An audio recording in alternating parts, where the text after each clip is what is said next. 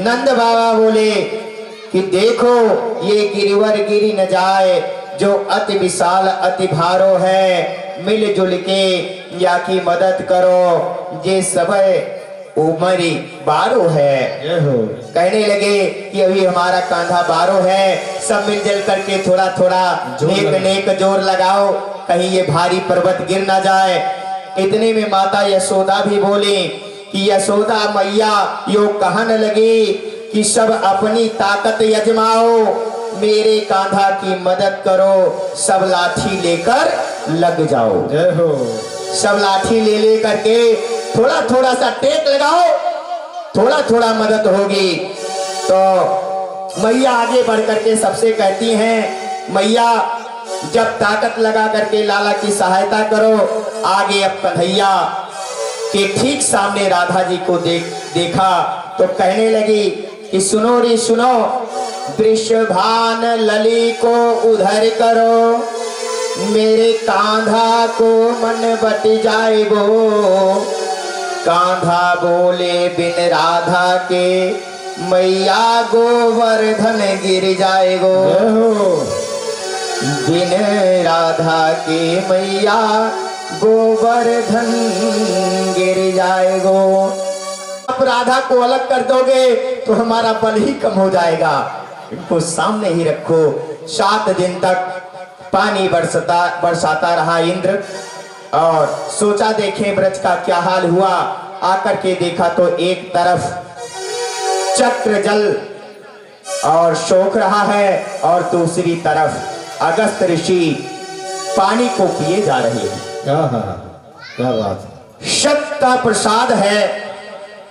त्रेता में माता सीता ने अगस्त ऋषि को भोजन प्रसादी का निमंत्रण दिया और माता जी परोसते परोसते परेशान हो गई और ऋषि ने जल मांगा तो श्री राम ने कहा प्रभु जल मैं तो द्वापर में श्री कृष्ण अवतार में पिलाऊंगा। आज इंद्र के कोप के समय श्री कृष्ण ने अगस्त ऋषि का आवाहन किया और उनको खूब जल पिला करके तृप्त कर दिया। अगस्त ऋषि की इतना सामर्थ्य थी कि बड़ी बड़ी नदियों को एक ही अंजलि में वो पी जाते थे।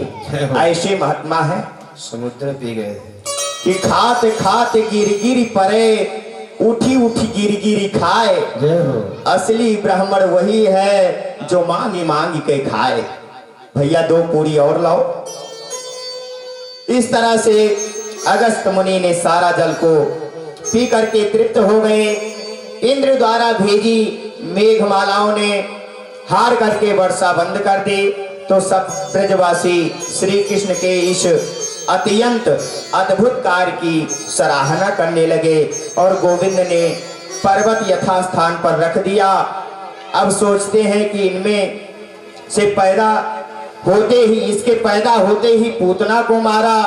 1 वर्ष के हो गए तो तीर्णावर्त, 2 वर्ष में अर्जुन वृक्षों को उद्धार किया और बकासुर, बत्सासुर, फेनिकासुर मारे, कालिया नाग को फनों पर नृत्य किया। नंद राय बोले तुम्हारा यह पुत्र हर युग में अलग अलग रूप लेकर के आता है और जब जब धर्म की हानि होती है, असुर और अधम बढ़ते हैं, तब तब ये लाला तुम्हारा विविध रूप लेकर के आता है। जब जब हो ये धर्म के हानि, जब जब हो ये धर्म के हानि, बाढ़े असुर अधम अभिमानी, बाढ़े असुर अधम अभिमानी। हरहि महादुख सजन पीरा, दुख सजन पीरा, जब जब होई हानि, जब जब होई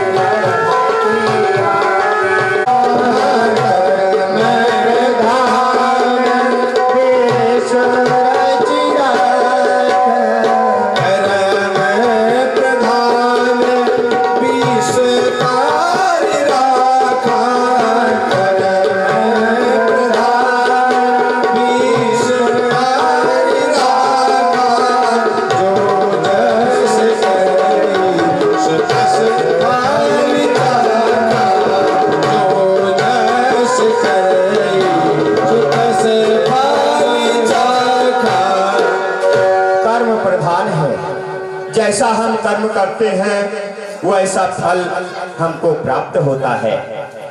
स्वर्ग से इंद्र ने आकर के श्री कृष्ण से विनती किया कि नमस्तुभ्यं भगवते पुरुषाय महात्मने वासुदेवाय कृष्णाय सत्वया पतये नमः।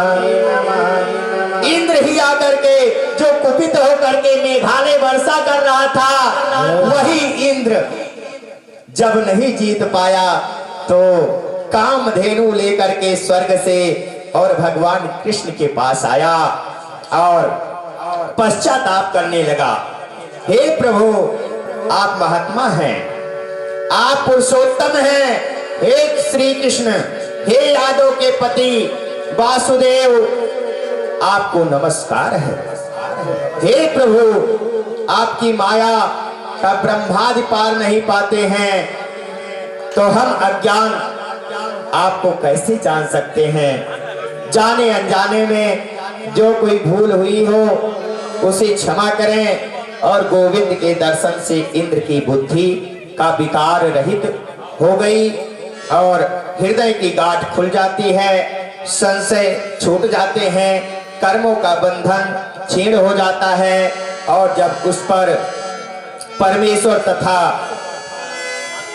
श्री कृष्ण भगवान के दर्शन हो जाता है तो हृदय की गांठ जो है खुल जाती है और भगवान पर अविश्वास ही जो है हृदय की गांठ है।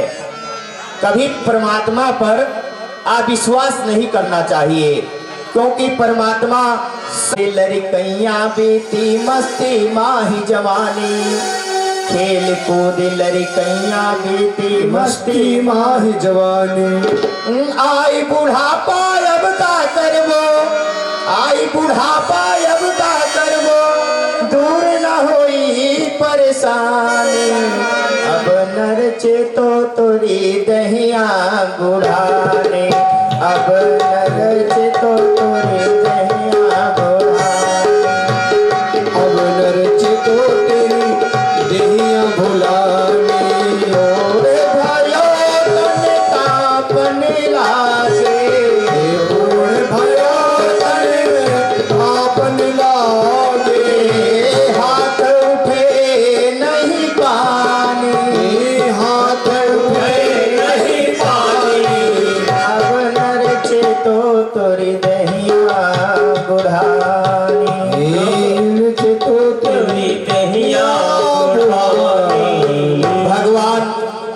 इसीलिए कहा है कि भगवान का नाम लेने के लिए भगवान भक्ति में इतना लीन हो जाए कि आपको लगे कि मेरे आगे ना कोई है, ना कोई पीछे है, ना कोई संसार में है, बस केवल हमारे प्रभु और हम हैं।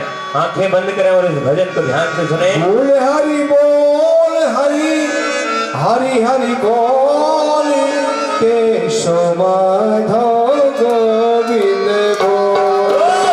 बोल हरि बोल हरि हरि बोल केशव माधव गोविंद बोल।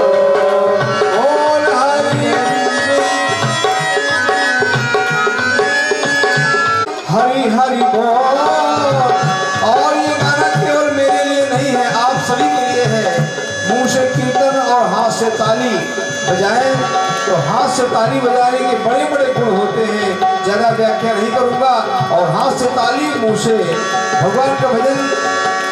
बोल हरि बोल हरि हरि हरि बोल केशव माधव गोविंद बोल।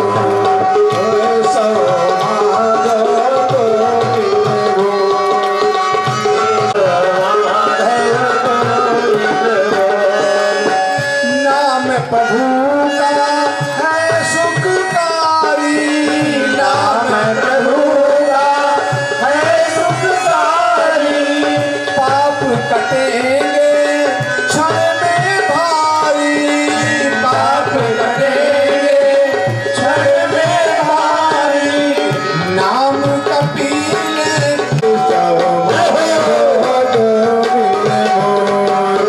केशव माधव गोविंद बोल। बोल हरि बोल हरि हरि हरि बोल केशव माधव गोविंद बोल। केशव माधव गोविंद बोल। श्री गोविंद प्रेम से दोनों हाथ में मीठी मीठी तालियों के साथ जय हो।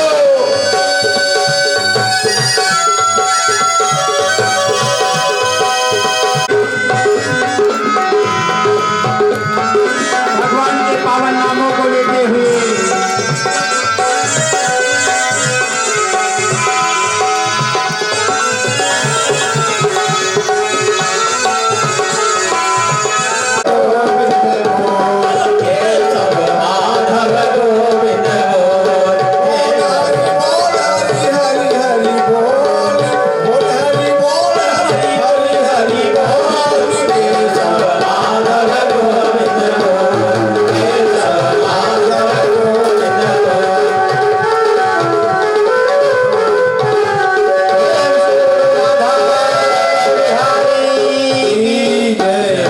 श्री कृष्ण मुरारी की इस प्रकार से मेरी माँ हमने बताया कि जब जीव माँ के गर्भ में रहता है तो वो यही कहता है यहाँ से बाहर निकालोगे तो मैं आपका नाम दिन रात जपूंगा। लेकिन यहाँ पर आ जाने के बाद में तमाम गृहस्थियों में पड़ जाने के बाद में वो हरि को भूल जाता है। और जब हम परमात्मा को भूल जाते हैं तो परमात्मा हमको भी भूल जाता है। आकाश गंगा के जल से भगवान का सुंदर पावन गोविंद जी का अभिषेक हुआ और वहीं पर इनका नाम गोविंद पड़ा। बोलिए गोविंद भगवान की की जय हो। आकाश गंगा के जल से मानसी गंगा, कामधेनु के दूध से अभिषेक से गोविंद कुंड, जिसमें तस्मिन् कदाचित दूधस्य स्वादुत्वा प्रतिपाद्यते। गर्ग संहिता में लिखा हुआ है कि जहां आज भी कुंड के जल में दूध का स्वाद आता है। जब मानसी गंगा, जब हम गोवर्धन गिरी का दर्शन करने जाते हैं तो वहां पर मानसी गंगा आज भी बह रही है और वहां का दूध की समान जल है। इस तरह से बंधुओं इंद्र प्रसन्न हो गए और ब्रह्मा से शीघ्र ही प्रयत्न यो नहीं कि उसने ग्वालों को अलग किया। गोवर्धन की उत्पत्ति कैसे हुई इसकी कथा आप लोग सुनेंगे। राधा जी बोली, जहां वृंदावन और गोवर्धन नहीं होगा वहां मेरे मन की शांति नहीं होगी। और उसी समय भगवान के हृदय से एक सजल तेज निकल करके और गिर करके एक पर्वत के रूप में परिवर्तित हुआ। भगवान की प्रेरणा से शाल्यमली द्वीप में द्रोणाचल की पत्नी से गोवर्धन का जन्म हुआ। तब वहां पर हिमालय, सुमेरु आदि सभी पर्वत ने आकर के भगवान के स्वरूप जान करके श्रद्धा से पूजन करके और गिरिराज बना करके चले गए। इस तरह से एक बार पुलस्त्य मुनि आकर के द्रोण से गिरिराज को मांगा और मैं इसे काशी ले जा करके और इसी के समक्ष पूजा पाठ आदि कर्म करूंगा, तप करूंगा। शर्त रखी कि महाराज आपने यदि रास्ते में पर्वत तो हम आपको दे देंगे, लेकिन यदि रास्ते में कहीं रख दिया तो वही रह जाएगा। जैसे ही ब्रज आया गोवर्धन भारी हो गए और ऋषि को लघु शंका आ गई और वहीं पर रख करके लघु शंका करने के लिए चले गए। जब पुनः उठाने लगे तो गिरिराज महाराज नहीं उठे। बोले, महाराज मैंने पहले ही शर्त रखी थी कि अब मैं यहाँ से नहीं जाऊंगा। अगस्त जी ने श्राप दे दिया कि तुम रोजाना तिल तिल घटते रहोगे। नंद बाबा इस तरह से श्री सुखदेव जी महाराज आगे की कथा कहते हैं। श्री सुखदेव जी में महाराज कहते हैं, हे राजन, एक बार नंद बाबा ने एकादशी को निराहार रह करके श्री विष्णु भगवान की पूजा की और द्वादशी के दिन यमुना के जल में स्नान करके प्रविष्ट हुए, परंतु समय का ध्यान नहीं रहा और रात्रि में आसुरी बेला में जल में प्रवेश करने के कारण वरुण का एक सेवक नंद बाबा को वरुण के पास ले गया। जब नंद बाबा लौट करके ब्रज नहीं आए तो सभी सोचने लगे कि श्री कृष्ण के पास जाकर के समाचार सुनाया।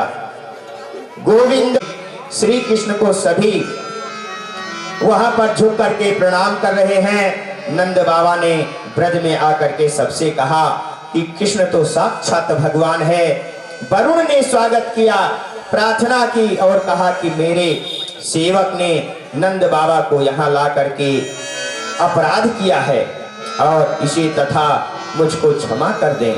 हे राजन, परीक्षित जब गोविंद ने देखा कि शारद ऋतु आ रही है, चमेली आदि के फूल खिल उठे हैं और रात सुहावनी हो गई है, तो भगवान ने योग माया का आश्रय लेकर के रास क्रीड़ा की इच्छा की।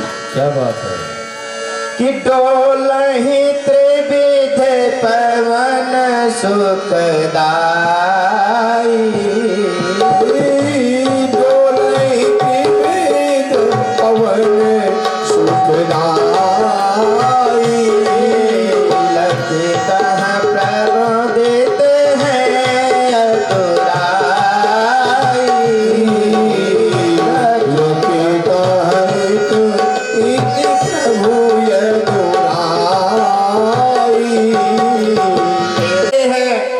किसी को बंसी की धुन से मुग्ध कर दे रहे हैं, किसी का बाह पकड़ रहे हैं, किसी का मुख चुम्बन कर रहे हैं। हमारे लाला तो लाला ही है। समस्त गोपिकाएं इकट्ठे हो गई और कोई ओढ़ने वाला वस्त्र नीचे पहन ली है तो कोई जो है नंगे पांव ही चली आ रही है। गोपियों का भाव है। शास्त्र में लिखा हुआ है कि लहंगा पहनो शीश पे और दई चुंदरी पाम और पतियन रोके ना रुकी और छोड़ी चली घर बार। पति देव रोके ताते अब ही जाई पराई ताते अब ही जाव पराई ताते अब हूँ जाई पराई सुने गोपी बोली अकुलाई सुने गोपी बोली अकुलाई सुने गोपी बोली अकुलाई। श्री गोपियां कहने लगी कि आप ऐसा मत कहो, हम तो संसार के सारे भोग और ईश्वरी को छोड़ करके आपकी शरण में आए हैं। कृष्ण बोले गोपी वृंदो, तुमने यहाँ आकर के अपने पति धर्म को नष्ट किया है। देखो मैं तुमको एक दृष्टांत सुनाता हूं। दृष्टांत, एक स्त्री पति की सेवा कर रही थी। उसका छोटा सा बालक खेलता हुआ अग्नि की तरफ जाने लगा और बड़ी प्रबल ज्वाला अग्नि की वहां चल रही थी। देखते देखते बालक अग्नि में गिर गया, लेकिन अग्निदेव भगवत कृपा से बच गया।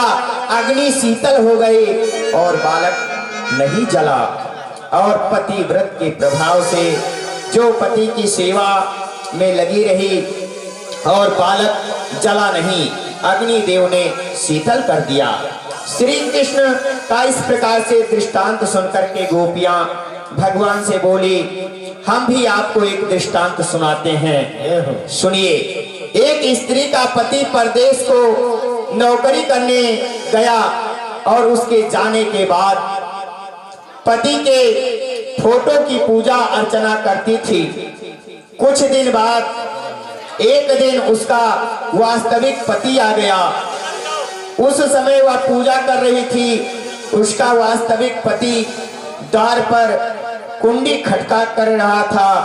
और अब बताइए कि वह स्त्री अपने पति फोटो को पूजते रहे या उसे छोड़ करके बाहर खड़े अपने वास्तविक पति का दरवाजा खोले।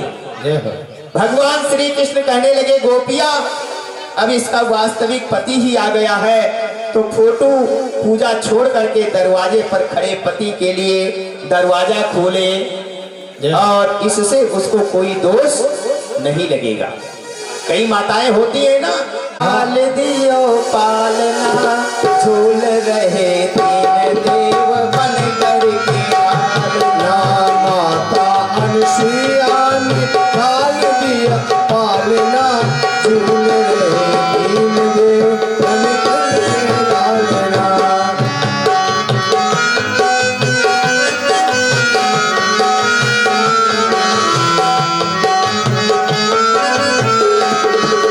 माता अनुसुईया ने पाल दियो पालना झूल रहे तीन देव बन करके लालना।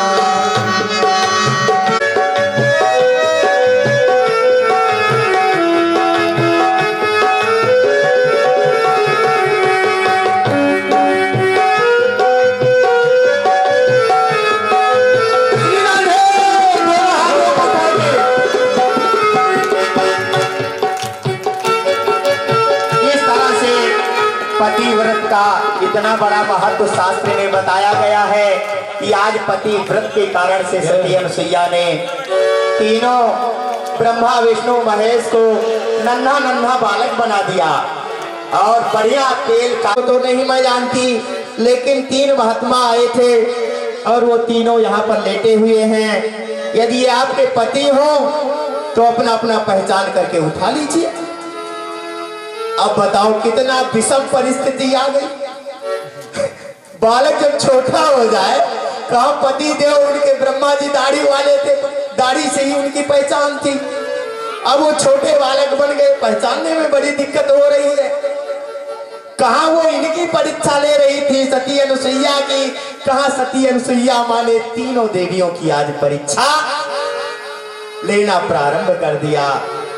जब तीनों देवियां नहीं पहचान पाई तो अंत तो गत्वा सती अनुसुईया से माफी मांगा कि हे देवी, हमसे अहंकार बस कोई गलती हो गई है आप क्षमा करके और हमारे पतियों को जिन वेश में थे उसी वेश में करके वापस कर दें। सती अनुसुईया ने पुनः जल लेकर के और तीनों के ऊपर अपने पति का नाम लेते हुए छिड़काव किया कि वो त्यों के त्यों हो गई।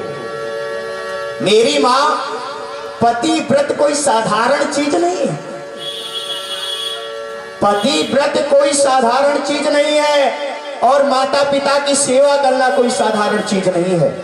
यही हमारा सदग्रंथ भागवत पुराण और 6 शास्त्र 18 पुराण सब में यही लिखा है। जिसको नंबर 1 कलयुग लग गया उसको भगवान की कथा अच्छी नहीं लगेगी। कथा कितना भी बढ़िया यहाँ हो रही है लेकिन वो मोबाइल चलाएगा या तो कहीं जो है नैहरे ससुरे के बाद जोते चालू हो जाए, यानी अलग ही व्यस्त हो जाना है। दूसरा, भगवंत की कथा रुचेगी नहीं, न वे शास्त्र की बात पर ध्यान धरेंगे। दूसरा नंबर है पढ़ के अंग्रेजी कहावेंगे साहब, होटल में मधुपान करेंगे, मंदिर बनाने में सहयोग नहीं करेंगे। चौथा नंबर है कि आपन तीर पराई चाहे, घर की घरनी को नहीं चाहेंगे। आपन तीर पराई चाहे यानी अपनी घरवाली कितना सुंदर, कितना सुशील, कितना भी काम करने वाली है, लेकिन जब उससे बात करना है तो लत्तेरी धत्तेरी जरूर लगाना है। दूसरे की स्त्री थोड़ा सितारा वाला साड़ी पहने हो, चाहे मुख में एक भी दांत ना हो, गोविंदाय नमः गोविंदाय नमः, बिना देखे हजम नहीं हो।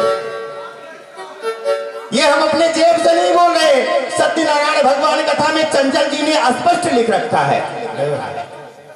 हाल मेरो है गोविंद मेरो है, गोपाल मेरो है, ताली के साथ बिहारी नंदलाल मेरो है, सीता के बिहारी नंदलाल मेरो है, गोविंद मेरो है, गोपाल मेरो है, गोविंद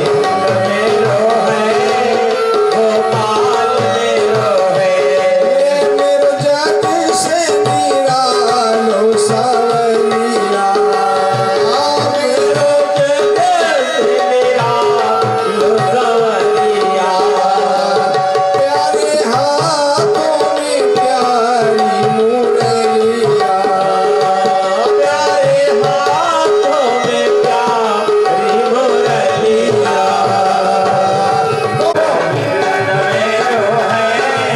गोपाल मेरो है, सीता के बिहारी नंदलाल मेरो है, सीता के बिहारी नंदलाल मेरो है, गोविंद मेरो है, गोपाल मेरो है, गोविंद मेरो है, गोपाल मेरो है, गोपाल मेरो है, गोपाल मेरो। श्री कृष्ण भगवान की जय हो। नंद के लाला की। तो जाता है स्कंद पुराण में लिखा हुआ है कि चंद्रमा की 16 कलाएं हैं और यही 16 कलाएं 16,000 गोपियां बन करके रास मंडल में आई थी। क्या बात है। भगवान जो है इंद्र की जो 16 कलाएं हैं वही जो है 16,000 गोपियां बन करके और रास मंडल में आई थी। और अंत में गोपियां कहने लगी कि आपकी बंसी की धुन से हमारा मन मोहित कर लिया है, प्रेम अग्नि उत्पन्न कर दी है। आप बंसी वनमस्तु स्वयं रुद्र, यानी स्वयं रुद्र ही बंसी है, स्वयं रुद्र ही बंसी है के द्वारा उत्पन्न हमारे भगवान को दूर करने को अंतर्ध्यान हो गए। अचानक गोविंद के अंतर्ध्यान होते ही देख गोपियां व्याकुल हो गई।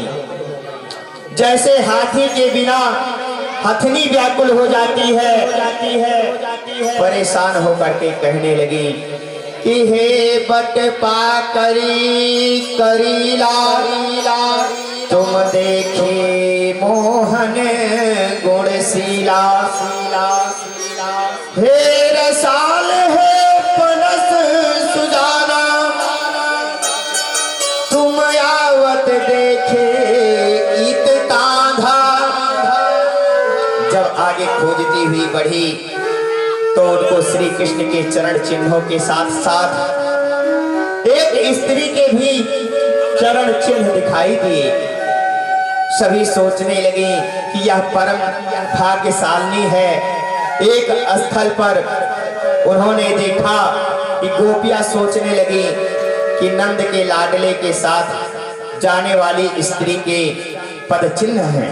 जिस प्रकार से हाथी अपनी हाथनी के गले में सोर फंसा करके चलता है, उसी प्रकार से श्याम सुंदर भी उस स्त्री के कंधे पर हाथ रख करके गए हैं। कहीं राधा तो बड़े भागनी कौन शोकू, तुम्हारे दर्शन को बेचैन हूँ, कृपा करके मुझे दर्शन दे। बाद में वह गोपी भी रोती बिलखती और गोपियों से मिल गई और रो रो करके श्याम को पुकारने लगी, हे यशोदा के लाला हमें दर्शन दे दो, दर्शन दे दो, हमें दर्शन दे दो।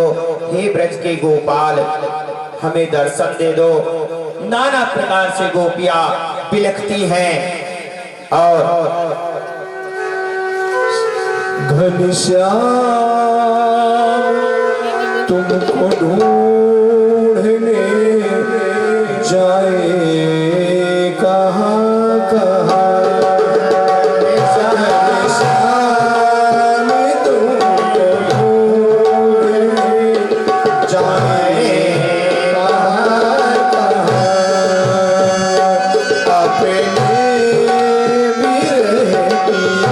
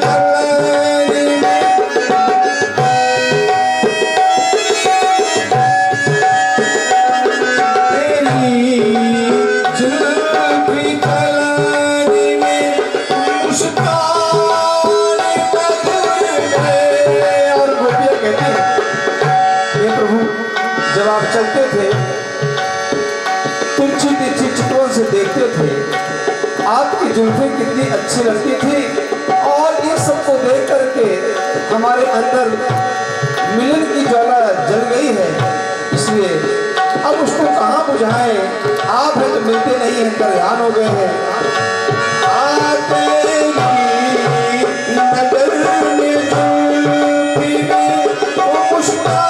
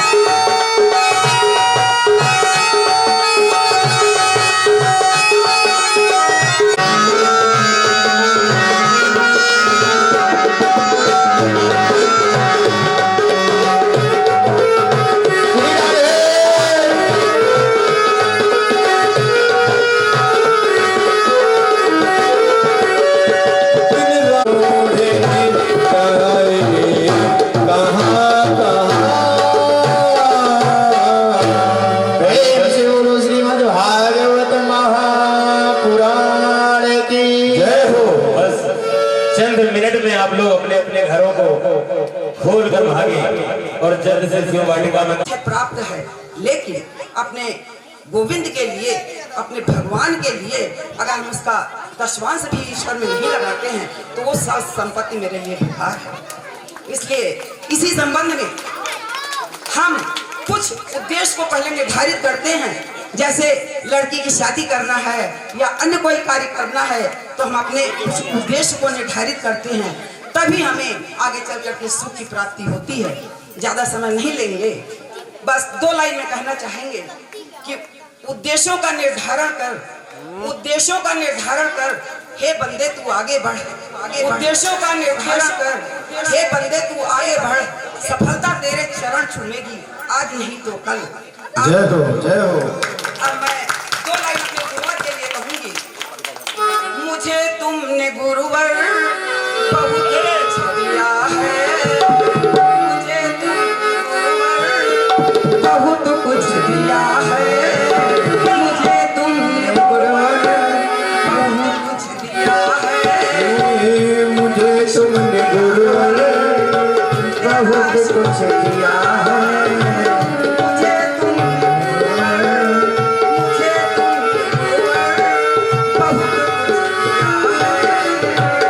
तेरा शुक्रिया है तेरा शुक्रिया है, मुझे तुम गुरुवर बहुत कुछ दिया है, तेरा शुक्रिया है, तेरा शुक्रिया है। ये 2 शब्दों के साथ मैं अपनी वाणी को विराम देती हूँ और आगे का कार्यक्रम प्रस्तुत होता है। जय हो। श्रीवास्तव जी ने सभी भक्तों का इसलिए कहते हैं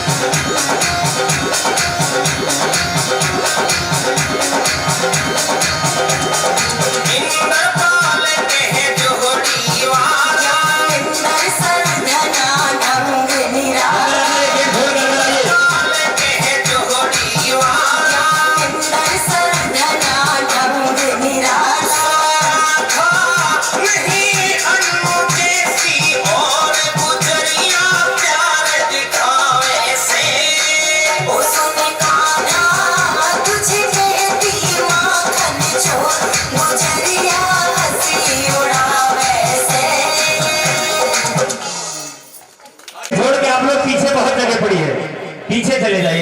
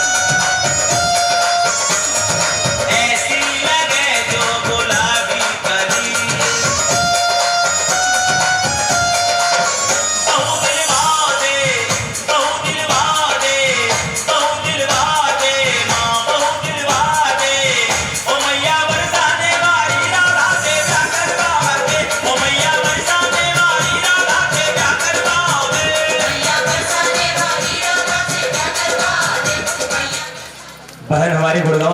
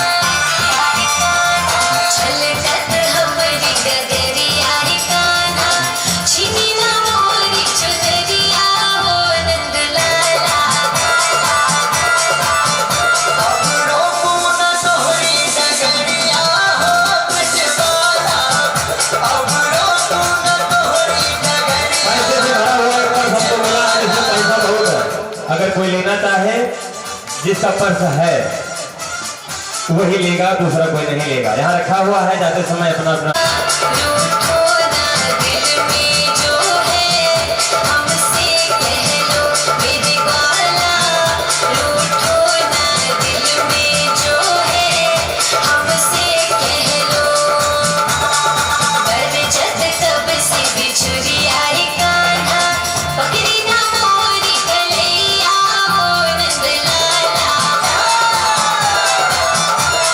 पकड़ो न तोहरी कलैया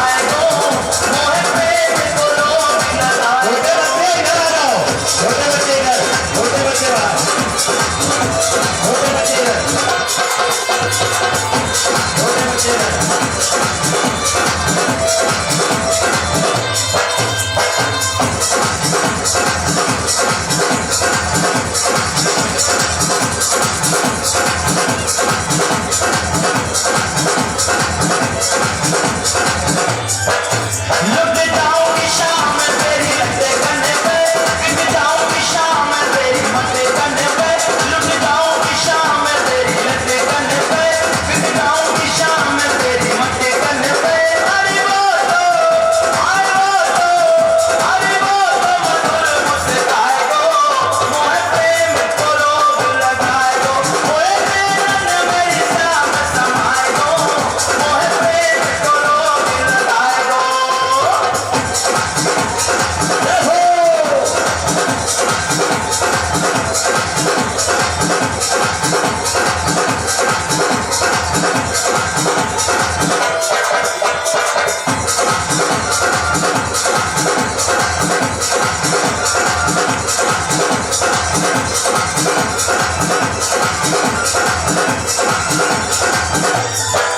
मर जाऊंगी शाम तेरे अधीन पे, मिट जाऊंगी कन्हैया तेरे नैनन पे, मर जाऊंगी शाम तेरे अधीन पे, मिट जाऊंगी कन्हैया तेरे नैनन पे। अरे वो तो तिरछी नजर चलाए गो, मोह प्रेम को रोग लगाए गो, आए नैनन मेरी श्याम समाए गो, मोह प्रेम को रोग लगाए गो।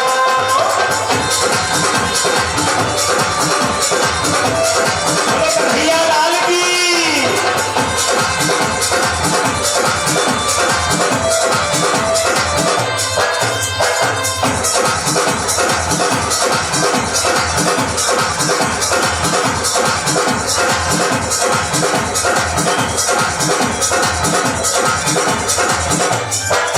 बलिहारी रे कुंवर तेरी लगन पे, तेरी केसर के मोती लगन पे, बलिहारी रे कन्हैया तेरी लगन पे, तेरी केसर के मोती लगन पे। सपने मेरी हसरत आए गो, मोह प्रेम को रोग लगाए गो, मोह नैनन मेरे श्याम समाए गो, मोह प्रेम को रोग लगाए गो। जय हो।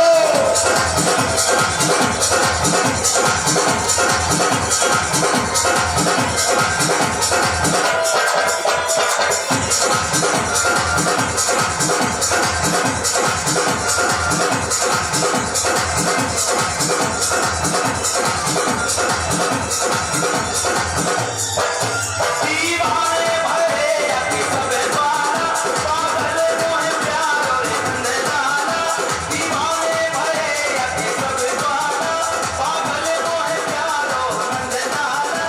अरे वो तो भजन सुनाए गो, मोह प्रेम को रोग लगाए गो, नैनन मेरे श्याम समाए गो, मोह प्रेम को रोग लगाए गो, ये नैनन मेरे श्याम समाए गो, मोह प्रेम को रोग लगाए गो। प्रेम का बहुत बड़ा रोग है जिसको लग जाता है छोड़ने का मौका नहीं देता, इसलिए प्रेम जीवन में सबसे बनाए रखिए। प्रेम बहुत अच्छा चीज है जो भगवान से करना चाहिए।